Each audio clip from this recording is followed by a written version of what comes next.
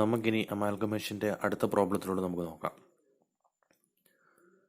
The following details are extracted from the balance sheet of Titan Limited and Sona Limited as at 31st March 2018 are as follows. Equity share capital Titan Limitedന്റെ 3 lakhs ഒരു ഷെയറിന് 30 രൂപ വെച്ച്, സോന ലിമിറ്റഡിന്റെ 1,50,000 ഒരു ഷെയറിന് 15 രൂപ വെച്ച്. Reserve and surplus 1 lakh, Sona ലിമിറ്റഡിന് 50,000. Current liabilities അതിനകത്ത് creditors മാത്രം, ടൈറ്റൻ ലിമിറ്റഡിന് 40,000, സോന ലിമിറ്റഡിന് 15,000. Total tangible assets 2,50,000 Titan limited, Sona ലിമിറ്റഡിന് 1,25,000. Goodwill 30,000, 20,000. Current asset 1,60,000, 70,000. ഇനി താഴെ കുറച്ച് കാര്യം പറയുന്നുണ്ട്. The companies decided to amalgamate into a new company, Ozone limited, which will take over the assets and liabilities of these companies at the following terms. അപ്പം ഈ രണ്ട് കമ്പനീസും Titan ലിമിറ്റഡും Sona limited എന്ന് പറയുന്ന കമ്പനി അമാൽഗമേറ്റ് ചെയ്ത് ozone limited കമ്പനിയായിട്ട് മാറുകയാണ് ഇവിടെ ചെയ്യുന്നത്. അപ്പോൾ ഇതിലൂടെ അസറ്റും ലൈബിലിറ്റീസും പരസ്പരം കമ്പനീസ് ഏറ്റെടുക്കുക തന്നെ ചെയ്തു. അപ്പം ആദ്യത്തെ ഒരു ടേം പറയുന്നത് ടൈറ്റൻ ലിമിറ്റഡിന്റെ holders of each shares of ₹30 each in the company would receive 6 equity shares of ₹5 each fully paid and ₹5 in cash. അതായത് ടൈറ്റൻ ലിമിറ്റഡിന്റെ ഷെയർ ഹോൾഡേഴ്സിന് ഓരോ ഷെയർ ഹോൾഡേഴ്സും 30 രൂപയുടെ ഓരോ ഷെയർ ഹോൾഡേഴ്സ്, അതായത് 30 രൂപയുടെ വിലയുള്ള ഷെയർസ് മേടിച്ചിട്ടുള്ള ഓരോ share ഹോൾഡേഴ്സിനും would receive 6 equity shares of ₹5 each fully paid and ₹5 in cash. അങ്ങനെയുള്ള ഓരോ ഷെയർ ഹോൾഡേഴ്സിനും 6 ഇക്വിറ്റി ഷെയർസ് വെച്ച് വീതം കൊടുക്കുന്നു. അത് 6 ഇക്വിറ്റി ഷെയറിന് ഓരോ ഇക്വിറ്റി ഷെയറിന്റെ വില 5 രൂപയാണ്, ഫുള്ളി പെയ്ഡ് ആണ് 5 രൂപയാണ്, പിന്നെ 5 രൂപ ഷെയർസിന്റെ വിലയായിട്ട് കൊടുക്കുന്നു, പിന്നെ 5 രൂപ ക്യാഷ് ആയിട്ട് കൊടുക്കുന്നു.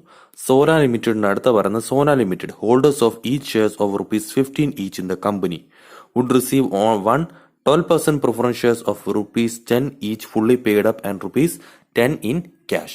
അപ്പോൾ സോന ലിമിറ്റഡ് എന്ന് പറയുന്ന കമ്പനിയിലുള്ള ഷെയർ ഹോൾഡേഴ്സിന് 15 രൂപ, അതായത് ഹോൾഡേഴ്സ് ഓഫ് ഈ shares of ₹15 each in the company. Sona ലിമിറ്റഡിന്റെ ഓരോ ഇക്വിറ്റി ഷെയറിന് 15 രൂപയാണ്. അപ്പം അങ്ങനെ ഓരോ ഷെയർ ഹോൾഡേഴ്സിനും 15 രൂപ വരെയുള്ള ഓരോ ഷെയർസ് ഹോൾഡ് ചെയ്യുന്ന ഓരോ ഷെയർ ഹോൾഡേഴ്സിനും അവിടെ 12%, 12% പ്രിഫറൻസ് ഷെയർ, അത് ഒരു പ്രിഫറൻസ് ഷെയർ ആണ് അവർക്ക് കൊടുക്കുന്നത്.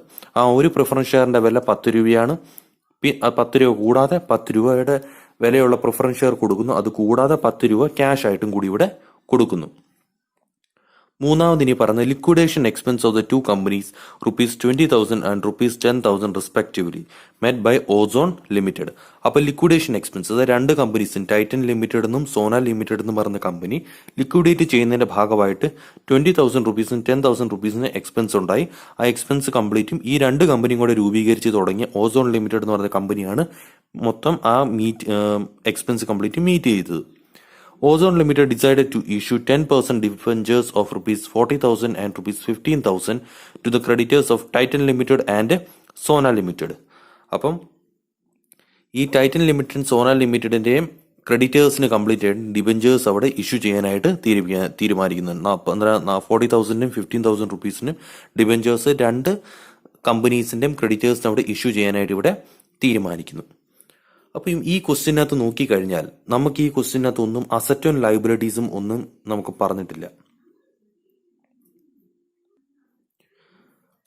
അസറ്റും ലൈബിലിറ്റീസും ഒന്നും തരാത്തത് കൊണ്ട് തന്നെ നമുക്കിവിടെ പർച്ചേസ് കൺസിഡറേഷൻ കണ്ടുപിടിക്കണം. അതായത് ടൈറ്റൻ ലിമിറ്റഡും സോന ലിമിറ്റഡ് എന്ന് പറയുന്ന കമ്പനി ഓസോൺ ലിമിറ്റഡ് എന്ന് പറയുന്ന കമ്പനിയായിട്ട് മാറുമ്പം ഇവർക്ക് എത്ര രൂപയുടെ പർച്ചേസ് കൺസിഡറേഷൻ കൊടുക്കുന്നുണ്ട് പരസ്പരം, അതാണ് നമ്മളിവിടെ കണ്ടുപിടിക്കേണ്ടത്. അപ്പം പർച്ചേസ് കൺസിഡറേഷൻ കണ്ടുപിടിക്കണമെങ്കിൽ ആദ്യം നോക്കേണ്ടത് ഇവിടെ അസറ്റും തന്നിട്ടില്ല, ലൈബിലിറ്റീസും തന്നിട്ടില്ല. അസറ്റ് ഏതാണ്ട് ടോട്ടൽ ടാൻജിബിൾ അസറ്റ്, അതുപോലെ ഗുഡ് വിൽ, അങ്ങനെ 1-2 ഐറ്റംസ് തന്നിട്ടുള്ളൂ. ബാക്കി നമുക്ക് കുറച്ച് ഷെയർ ക്യാപിറ്റൽ തന്നിട്ടുണ്ട്. അതേപോലെ ഷെയർ ക്യാപിറ്റലുമായിട്ട് ബന്ധപ്പെട്ട് കുറച്ച് അഡ്ജസ്റ്റ്മെന്റും പറയുന്നുണ്ട്. അപ്പം ഇനി നമ്മൾ പർച്ചേസ് കൺസിഡറേഷൻ കണ്ടുപിടിക്കുന്ന മൂന്നാമത്തെ മെത്തേഡാണ് നമ്മൾ പറയുന്നത്, ഇത് നെറ്റ് പേയ്മെന്റ് മെത്തേഡ്. ഇതിന്റെ മുകളിൽ തന്നെ കിടക്കുന്ന അറിയാം നെറ്റ് പേയ്മെന്റ് മെത്തേഡ്. ഇതാണ് മൂന്നാമത്തെ മെത്തേഡ്. നമ്മുടെ ആദ്യത്തെ മെത്തേഡ് പറഞ്ഞ ലംസം മെത്തേഡ് ആയിരുന്നു. രണ്ടാമത്തെ മെത്തേഡ് നെറ്റ് അസറ്റ് മെത്തേഡ്. മൂന്നാമത്തെ മെത്തേഡാണ് ഇത് നെറ്റ് പേയ്മെന്റ് മെത്തേഡ്.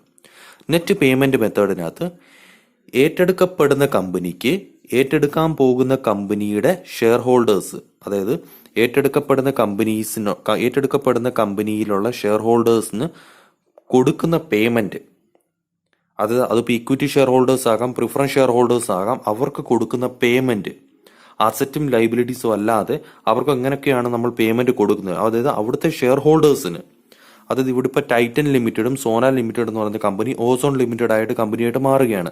അപ്പം ഈ രണ്ട് കമ്പനീസിനും ഷെയർ ഹോൾഡേഴ്സിന് കൊടുക്കുന്ന പേയ്മെന്റ് എങ്ങനെയാണോ, ചിലപ്പോൾ നമ്മൾ പേയ്മെന്റ് ആയിട്ട് കൊടുക്കുന്നത് ഇക്വിറ്റി ഷെയർ പുതിയതായിട്ട് ഇഷ്യൂ ചെയ്ത് കൊടുത്തെന്നിരിക്കാം, അല്ലെങ്കിൽ പ്രിഫറൻസ് ഷെയർ ഇഷ്യൂ ചെയ്ത് കൊടുത്തെന്നിരിക്കാം, അല്ലെങ്കിൽ കുറച്ച് ക്യാഷ് ആയിട്ട് കൊടുത്തെന്നിരിക്കാം, അല്ലെങ്കിൽ വേറെ കുറച്ച് സെക്യൂരിറ്റീസ് അവർക്ക് ഇഷ്യൂ ചെയ്തെന്നിരിക്കാം. അപ്പം ആ ഷെയർ ഹോൾഡേഴ്സിന് അവർക്ക് എങ്ങനെയൊക്കെയാണ് പേയ്മെന്റ് കൊടുക്കുന്നത്, അങ്ങനെ ആ പേയ്മെന്റ് ഉപയോഗിച്ചുകൊണ്ട് നമ്മൾ കണ്ടുപിടിക്കുന്നതാണ് പർച്ചേസ് കൺസിഡറേഷൻ. അതിനെ വിളിക്കുന്ന പേരാണ് net payment method. Net payment എന്ന് പറയാൻ നെറ്റ് എന്നുള്ള വാക്കിനർത്ഥം ഡിഫറൻസ് എന്നാണ്. അതായത് ഇതിൽ നിന്ന് നെറ്റ് പേയ്മെന്റ് മെത്തേഡിനകത്ത് കംപ്ലീറ്റ് ആയിട്ടും അസറ്റും ലൈബിലിറ്റീസും പൂർണ്ണമായിട്ടും നമ്മൾ ഒഴിവാക്കും. കാരണം നെറ്റ് അസറ്റ് മെത്തേഡ് എന്ന് പറയുമ്പോൾ അതിനകത്ത് നമ്മൾ അസറ്റും ലൈബിലിറ്റീസും മാത്രമേ എടുക്കുന്നുള്ളൂ. അപ്പം ഉറപ്പായിട്ടും നെറ്റ് പേയ്മെന്റ് മെത്തേഡ് എന്ന് പറയുമ്പോൾ അവിടെ ഷെയർ ഹോൾഡേഴ്സിന് കൊടുക്കുന്ന പേയ്മെന്റ് എങ്ങനെയാണോ, ഏറ്റെടുക്കാൻ പോകുന്ന കമ്പനിയിലുള്ള ഷെയർ ഹോൾഡേഴ്സിന് എത്ര രൂപയുടെ എങ്ങനെയാണോ നമ്മൾ പേയ്മെന്റ് ചെയ്യുന്നത്, ഇക്വിറ്റി ഷെയർ ഇഷ്യൂ ചെയ്യാം, പ്രിഫറൻസ് ഷെയർ ഇഷ്യൂ ചെയ്യാം, ക്യാഷ് കൊടുക്കാം, സെക്യൂരിറ്റീസ് കൊടുക്കാം, എങ്ങനെയൊക്കെയാണ് നമ്മൾ പേയ്മെന്റ് നടത്തുന്നത്, അങ്ങനെ അതിനെ മൊത്തം ടോട്ടൽ ചെയ്ത് കണ്ടുപിടിക്കുന്നതിനാണ് നെറ്റ് പേയ്മെന്റ് മെത്തേഡ് എന്നിവിടെ മൂന്നാമത്തെ മെത്തേഡ് ഇവിടെ പറയുന്നത്. അപ്പം ഇവിടെ നെറ്റ് പേയ്മെന്റ് എന്ന് പറയാൻ കാരണം നെറ്റ് എന്നുള്ള വാക്കിന്റെ അർത്ഥം പേയ്മെന്റ് കൊടുക്കുന്ന എങ്ങനെയാണോ അതിൽ നിന്ന് അസറ്റും ലൈബിലിറ്റീസും പൂർണ്ണമായിട്ടും ഒഴിവാക്കണം. ഇവിടെ ശ്രദ്ധിക്കേണ്ട ഒരു കാര്യം, നെറ്റ് പേയ്മെന്റ് മെത്തേഡ് വെച്ച് നമ്മൾ പർച്ചേസ് കൺസിഡറേഷൻ കണ്ടുപിടിക്കുമ്പോൾ മെയിനായിട്ട് എന്തെങ്കിലും തരത്തിലുള്ള ലിക്വിഡേഷൻ എക്സ്പെൻസ് വല്ലതും പറയുന്നുണ്ടെങ്കിൽ അത് പൂർണ്ണമായിട്ട് നമ്മൾ ഒഴിവാക്കണം. അതായത് നെറ്റ് പേയ്മെന്റ് മെത്തേഡിനകത്ത് പർച്ചേസ് കൺസിഡറേഷൻ കണ്ടുപിടിക്കുന്ന സമയത്ത് ലിക്വിഡേഷൻ എക്സ്പെൻസ് ഒന്നും നമ്മൾ എടുക്കത്തില്ല. അതുകൂടാതെ എന്തെങ്കിലും തരത്തിലുള്ള ഡിബെഞ്ചേഴ്സോ ക്രെഡിറ്റേഴ്സിനൊക്കെ പേയ്മെന്റ് കൊടുക്കുന്നതായിട്ട് പറയുന്നുണ്ടെങ്കിൽ അതും നമ്മൾ പർച്ചേസ് കൺസിഡറേഷൻ കണക്ക് കൂട്ടുമ്പോൾ ഒരിക്കലും എടുക്കത്തില്ല. പർച്ചേസ് കൺസിഡറേഷൻ കണക്ക് കൂട്ടുന്ന സമയത്ത് ഷെയർ ഹോൾഡേഴ്സിന് കൊടുത്ത പേയ്മെന്റ്, ഇപ്പം എക്വിറ്റി ഷെയർ എത്രയാണോ പുതിയതായിട്ട് ഇഷ്യൂ ചെയ്തിട്ടുള്ളത്, പ്രിഫറൻസ് ഷെയർ എത്രയാണോ ഇഷ്യൂ ചെയ്തിട്ടുള്ളത്, ഇപ്പൊ ഇവിടെ കൃത്യമായിട്ട് ടൈറ്റൻ ലിമിറ്റഡിനും സോന ലിമിറ്റഡിനും പ്രിഫറൻസ് ഷെയറും ഇക്വിറ്റി ഷെയർ കൃത്യമായിട്ട് എത്ര വെച്ച് ഇഷ്യൂ ചെയ്യുന്നുണ്ട് പറയുന്നുണ്ട്. അതേപോലെ ലിക്വിഡേഷൻ എക്സ്പെൻസ് പറയുന്നുണ്ട് രണ്ട് കമ്പനീസിന്റെ, അതെടുക്കത്തില്ല. അതേപോലെ തന്നെ അതേ ലൈബിലിറ്റീസ് പിന്നെ വേറെ പറയുന്നുണ്ട് ക്രെഡിറ്റേഴ്സിന്റെ, അതും നമ്മളിവിടെ കാണിക്കുന്നില്ല. അപ്പം ഇത്രയും മാത്രം എടുക്കും. നമ്മൾ ഇക്വിറ്റി ഷെയർസും പ്രിഫറൻസ് ഷെയർസും അതേപോലെ ക്യാഷ് ഉണ്ടെങ്കിൽ ക്യാഷും എടുക്കുക, പിന്നെ വേറെ സെക്യൂരിറ്റീസ് ഉണ്ടെങ്കിൽ മെയിനായിട്ട് ക്യാഷും അതേപോലെ തന്നെ ഇക്വിറ്റി ഷെയറും പ്രിഫറൻസ് ഷെയറും ഉണ്ടെങ്കിൽ അതേ വരുന്നുള്ളൂ. അത് വെച്ചായിരിക്കും നമ്മൾ നെറ്റ് പേയ്മെന്റ് മെത്തേഡ് കണ്ടുപിടിക്കുന്നത്. അപ്പോൾ ഇത് തമ്മിലുള്ള ഡിഫറൻസ് നമ്മൾ എപ്പോഴും അറിഞ്ഞിരിക്കണം. നെറ്റ് അസറ്റ് മെത്തേഡ് വെച്ചാണെങ്കിൽ എപ്പോഴും അസറ്റും ലൈബിലിറ്റീസ് നമുക്ക് ബാലൻസ് ഷീറ്റ് പ്രോപ്പറായിട്ട് തന്നിട്ടുണ്ടാകും. അത് വെച്ചിട്ടാണ് നമ്മൾ പർച്ചേസ് കൺസിഡറേഷൻ കണ്ടുപിടിക്കുന്നത്. നെറ്റ് പേയ്മെന്റ് മെത്തേഡിനകത്ത് നമുക്ക് ഷെയർ ഹോൾഡേഴ്സിന് ചിലപ്പം ഇക്വിറ്റി ഷെയർ ഇഷ്യൂ ചെയ്തുകൊണ്ടാണ് പേയ്മെന്റ് കൊടുക്കുന്നതെന്ന് പറയുകയാണെങ്കിൽ 10 രൂപയുടെ ഷെയർ 15 രൂപയ്ക്ക് കൊടുക്കുന്നു എന്നൊക്കെ പറയുകയാണെങ്കിൽ ഉറപ്പിക്കാം അത് നെറ്റ് പേയ്മെന്റ് മെത്തേഡ് വെച്ചാണ് പർച്ചേസ് കൺസിഡറേഷൻ നമ്മൾ ആ പ്രോബ്ലത്തിൽ കണ്ടുപിടിക്കേണ്ടതെന്ന്. അപ്പം നമുക്കിനി ഇതിന്റെ സൊല്യൂഷൻ ഒന്ന് നോക്കാം. Net payment method calculation of purchase considerations particulars X limited, അതായത് complete in Titan limited, Sona limited, just ഷോർട്ടായിട്ട് ഞാൻ കൊടുത്തേ ഉള്ളൂ. ഇക്വിറ്റി ഷെയർസ് ആദ്യം തന്നെ നോക്കണേ. ഇക്വിറ്റി ഷെയർ ടൈറ്റൻ ലിമിറ്റഡിന് കണ്ടീഷൻ പറഞ്ഞിരിക്കുന്ന ടൈറ്റൻ ലിമിറ്റഡിന്റെ എന്തുവാണ്, 30 രൂപയുടെ വിലയുള്ള ഷെയർസ് ഹോൾഡ് ചെയ്യുന്ന ഓരോ ഷെയർ ഹോൾഡറിനും 6 ഇക്വിറ്റി ഷെയർ ഇഷ്യൂ ചെയ്യണം. ആ 6 ഇക്വിറ്റി ഷെയർ ഒരു ഷെയറിന്റെ വില 5 രൂപയുടെ വിലയുള്ള ഒരു ഷെയർ ഇഷ്യൂ ചെയ്യണം. അതുകൂടാതെ 5 രൂപ ക്യാഷ് ആയിട്ട് കൊടുക്കണം. അപ്പൊ ഇവിടെ ഇക്വിറ്റി ഷെയർ യഥാർത്ഥത്തിൽ എത്ര രൂപയാണ് കൊടുത്തത് അതാണ് നമ്മൾ കണ്ടുപിടിക്കുന്നത്. അപ്പൊ 3 lakhs into 6/30 എന്ന് പറയുമ്പോൾ 30 രൂപയുടെ വിലയുള്ള ഷെയർ. അങ്ങനെ അപ്പോൾ അത്ര ഓരോ ഷെയർ ഹോൾഡേഴ്സ് ഹോൾഡ് ചെയ്യുന്ന അവർക്ക് എന്ത് ചെയ്യുന്നു, 6 ഷെയർ അവർക്ക് പുതിയതായിട്ട് അവർക്ക് ഇഷ്യൂ ചെയ്യുന്നു. അതിന്റെ വില എത്രയാണ്, ഫേസ് വാല്യൂ 5 രൂപ. അപ്പൊ അങ്ങനെ മൊത്തം 3 lakhs. ഇത് ടൈറ്റൻ ലിമിറ്റഡിന്റെ. ഇനി അടുത്തത് സോന ലിമിറ്റഡിന് പറയുന്നത് കംപ്ലീറ്റ് ആയിട്ടും പ്രിഫറൻസ് ഷെയർ ആണ് ഇവിടെ ഇഷ്യൂ ചെയ്യുന്നത്. അതായത് ഓരോ 15 രൂപയുടെ വിലയുള്ള ഇക്വിറ്റി ഷെയർ ഹോൾഡേഴ്സിന് ഒരു പ്രിഫറൻസ് ഷെയർ അവിടെ ഇഷ്യൂ ചെയ്യുന്നു. 10 രൂപയുടെ വിലയുള്ള ഷെയർ ആണ് അവിടെ ഇഷ്യൂ ചെയ്യുന്നത്. അതുകൂടാതെ 10 രൂപ ക്യാഷ് ആയിട്ടും കൊടുക്കുന്നു. അപ്പൊ നമ്മൾ നോക്കുമ്പോൾ 12% പ്രിഫറൻസ് ഷെയർ സോന ലിമിറ്റഡ് 1,50,000 ആണ് മൊത്തം വാല്യൂ പറയുന്നത്, ഇക്വിറ്റി ഷെയർ ക്യാപിറ്റൽ പറയുന്നത്. അപ്പൊ ഡിവൈഡ് ബൈ 15 into 10. 15 എന്ന് പറയുമ്പോൾ 15 രൂപയുടെ വിലയുള്ള ഷെയർ. ആ 15 രൂപയുടെ വിലയുള്ള ഷെയർ ഒരു പ്രിഫറൻസ് ഷെയർ ആണ് ഇഷ്യൂ ചെയ്യുന്നത്. അതിന്റെ വില ഫേസ് വാല്യൂ 10 രൂപ. അപ്പം മൊത്തം 1 lakh. അടുത്തത് അപ്പം നെറ്റ് പേയ്മെന്റ് മെത്തേഡ് എന്ന് പറയുമ്പോൾ ഇക്വിറ്റി ഷെയർസും അതേപോലെ ഷെയറുകളും ഉണ്ടെങ്കിൽ ഷെയറും ക്യാഷും സെക്യൂരിറ്റീസും എന്തെങ്കിലും ഉണ്ടെങ്കിൽ അപ്പം നമുക്ക് ലിക്വിഡേഷൻ എക്സ്പെൻസ് ഉണ്ടെങ്കിൽ അത് എടുക്കാൻ പാടില്ല. അതേപോലെ ക്രെഡിറ്റേഴ്സിനോ ഡിബഞ്ചേഴ്സിനോ പേയ്മെന്റ് കൊടുക്കുന്നുണ്ടെങ്കിൽ അതൊന്നും നമ്മൾ പർച്ചേസ് കൺസിഡറേഷൻ കൂട്ടുമ്പോൾ എടുക്കാൻ പാടില്ല. പിന്നെ നമ്മളോട് ഇവിടെ പറഞ്ഞിട്ടുള്ള ക്യാഷ് ആയിട്ട് കൊടുക്കുന്നുണ്ടെന്ന് പറയുന്നുണ്ട്. അപ്പോൾ ക്യാഷ് ആയിട്ട് ടൈറ്റൻ ലിമിറ്റഡിന് 3 lakhs ഇൻറ്റു, അതായത് 5 രൂപ ക്യാഷ് ആയിട്ട് പിന്നെ കൊടുക്കുന്നുണ്ട്. അപ്പോൾ ഓരോ 30 രൂപയുടെ വിലയുള്ള ഓരോ ഷെയർ ഹോൾഡേഴ്സ് ഹോൾഡ് ചെയ്യുന്ന ഓരോ ഷെയറിനും 5 രൂപ വെച്ച് അല്ലേ. അപ്പോൾ ഇൻറ്റു 5/30, അപ്പോൾ 50,000 റുപ്പീസ് ക്യാഷ് ആയിട്ട് കൊടുക്കുന്നു ടൈറ്റൻ ലിമിറ്റഡ്. സോന ലിമിറ്റഡിന് 1,50,000 ആണ് ഇക്വിറ്റി ഷെയർ ക്യാപിറ്റൽ ഇൻറ്റു 15 രൂപയുടെ വിലയുള്ള ഷെയറിന് 10 രൂപ ഫേസ് വാല്യൂ ആണ് ഷെയറിന്, കൂടാതെ 10 രൂപ ക്യാഷ് ആയിട്ട് കൊടുക്കുന്നു. അപ്പോൾ ഇൻറ്റു 10/15, അത് 1 lakh. അപ്പോൾ ടോട്ടൽ ചെയ്യുമ്പോൾ ടൈറ്റൻ ലിമിറ്റഡിന്റെ 3,50,000 ആണ് പർച്ചേസ് കൺസിഡറേഷൻ. സോന ലിമിറ്റഡിന് 2 lakhs ആണ് പർച്ചേസ് കൺസിഡറേഷൻ ഇവിടെ ഉണ്ടാകുന്നത്. ഇനി നമുക്ക് അടുത്ത് ഇതേപോലെ ഒരു പ്രോബ്ലം കൂടി നോക്കാം. Given below the balance sheet of Haripriya limited as at 31st March 2018. Equity share capital ₹100 each, 75,000. 100 രൂപയുടെ വിലയുള്ള ഒരു share. 12% preference share capital of ₹100 each, 20,000 rupees. Reserve and surplus 33,000, 10% debenture ₹100, 3,000, long-term provision, employee security deposit 10,000, sundry creditors 9,000, tangible fixed assets 70,000, current asset 80,000. Krishnapriya Limited absorbs Haripriya Limited on 31st March 2018 on the following terms. അപ്പോൾ ഇതൊരു absorption ആണ്. Krishnapriya limited എന്ന് പറഞ്ഞ company Haripriya limited കമ്പനിയെ പൂർണ്ണമായിട്ടും ഏറ്റെടുക്കുന്നു. ഇനി എങ്ങനെയൊക്കെയാണ് ഏറ്റെടുക്കുന്നത്? പർച്ചേസ് കൺസിഡറേഷൻ ആയിട്ട് എങ്ങനെയൊക്കെയാണ് പേയ്മെന്റ് കൊടുക്കുന്നത്? 10% debentures of Haripriya limited are to be issued 15% debentures in Krishnapriya limited. അപ്പം ഹരിപ്രിയ ലിമിറ്റഡിലുള്ള കമ്പനിയെ ഏറ്റെടുക്കുമ്പോൾ അവർക്ക് എന്ത് ചെയ്യണം? കൃഷ്ണപ്രിയ ലിമിറ്റഡിലുള്ള കൈവശമുള്ള ഡിബഞ്ചേഴ്സ് അവിടെ ഇഷ്യൂ ചെയ്യുന്നു. 12% preference shares of the Haripriya Limited are to be discharged by Krishnapriya Limited by issuing equivalent number of 15% preference shares of ₹100 each at ₹150 each. അതായത് 12% preference share capital ഇത് പൂർണ്ണമായിട്ടും ഏറ്റെടുക്കുന്നു. ആരേറ്റെടുക്കുന്നു? കൃഷ്ണപ്രിയ ഏറ്റെടുക്കുന്നു. കൃഷ്ണപ്രിയ എന്ന് പറഞ്ഞ കമ്പനി ഏറ്റെടുക്കുമ്പോൾ അത്രയും തന്നെ പ്രിഫറൻസ് ഷെയർസും ഈ കൃഷ്ണപ്രിയ ഹരിപ്രിയയ്ക്ക് ഇഷ്യൂ ചെയ്യണം.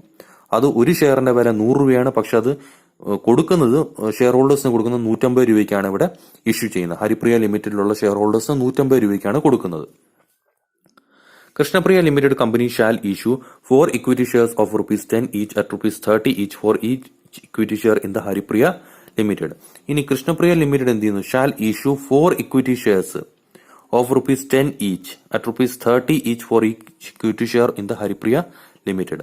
അത് കൂടാതെ ഹരിപ്രിയ ലിമിറ്റഡിലുള്ള ഇക്വിറ്റി ഷെയർ ഹോൾഡേഴ്സിന് പേയ്മെന്റ് കൊടുക്കുന്നു. എങ്ങനെയാണ് പേയ്മെന്റ് കൊടുക്കുന്നത്?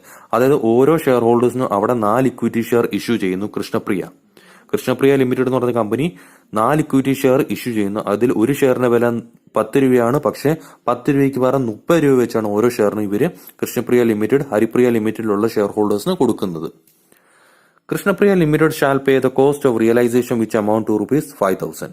അപ്പൊ ലിക്വിഡേഷൻ എക്സ്പെൻസ് ആണ് 5,000 രൂപ ലിക്വിഡേഷൻ എക്സ്പെൻസ്. ഇത് കൃഷ്ണപ്രിയ ലിമിറ്റഡ് എന്ന് പറഞ്ഞ കമ്പനിയാണ് പേ ചെയ്യുന്നത്. Creditors and employee security deposit are also assumed by Krishnapriya limited. അതായത് ഹരിപ്രിയ ലിമിറ്റഡിന്റെ കൈവശമുള്ള കംപ്ലീറ്റും ലൈബിലിറ്റീസ്, അതായത് ക്രെഡിറ്റേഴ്സും എംപ്ലോയി സെക്യൂരിറ്റി ഡെപ്പോസിറ്റ് ഇതെല്ലാം കൃഷ്ണപ്രിയ ലിമിറ്റഡ് ഏറ്റെടുക്കുന്നു. Show the calculation and discharge of purchase consideration. അപ്പൊ ഇവിടെ നമ്മൾ പർച്ചേസ് കൺസിഡറേഷൻ കണ്ടുപിടിക്കണം.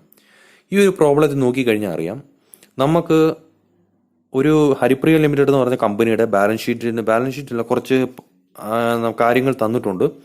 അതുകൂടാതെ ഇവിടെ ഹരിപ്രിയ ലിമിറ്റഡ് കമ്പനിയെ ഏറ്റെടുക്കുമ്പോൾ പേയ്മെന്റ് കൊടുക്കുന്നതായിട്ട് പറയുന്നുണ്ട്. അതായത് പ്രിഫറൻസ് ഷെയർ കൊടുക്കുന്നതായിട്ട് പറയുന്നുണ്ട്. അതുകൂടാതെ ഇക്വിറ്റി ഷെയർ ഇഷ്യൂ ചെയ്യുന്നതായിട്ട് പറയുന്നുണ്ട്.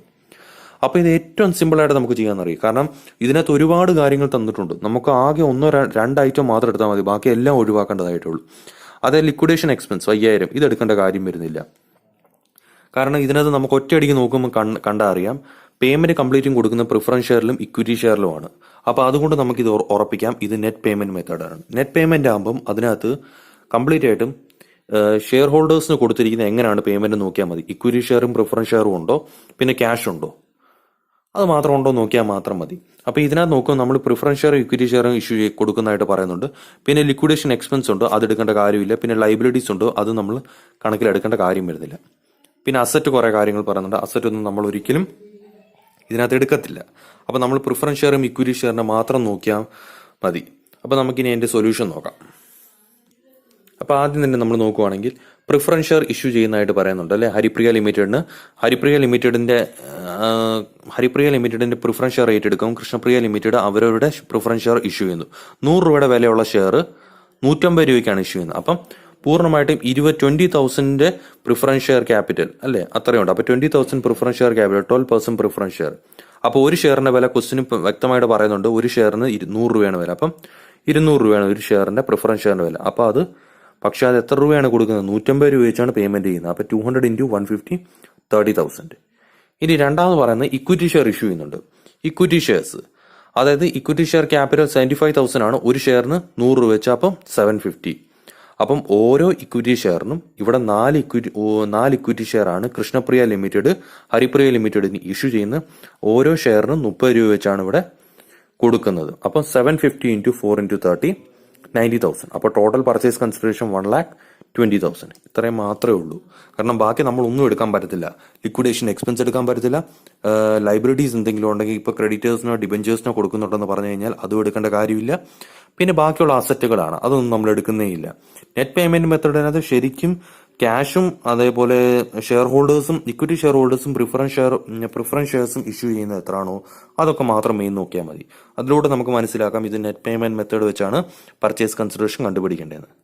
അപ്പോൾ ഈ 2 പ്രോബ്ലം ഒന്ന് വർക്കൗട്ട് ചെയ്ത് നോക്കുക. So thank you so much and wish you all the very best.